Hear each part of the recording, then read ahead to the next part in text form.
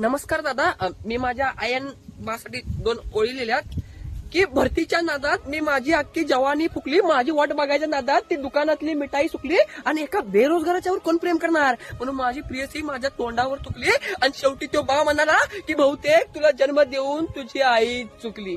पण पण मला माझ्या बाच्या बोलण्याचं काही वाईट वाटलं नाही, कारण माझ्या पायात बूट असावा म्हणून त्याला सोडून कुणी फाटकं चप्पल घातलं नाही आणि माझ्या दुःखात माझ्या आई बाला सोडून बाकी कुणाच्याच डोळ्यात अश्रू दाटलं नाही की तसा तर परीच मी. पण हल्ली आपल्याच्याच टोमण्यांमुळे झिजतोय मी, डोक्यावर छत्री असताना सकट मुसळधार पावसात भिजतोय मी, कधी कधी त्या लायब्ररीच्या पुस्तकांसोबतच रात्रभर निजतोय मी आणि कुठल्या वाऱ्याच्या धोक्यामुळे नाही तर आपल्याच्याच फुकांमुळे विजतोय मी.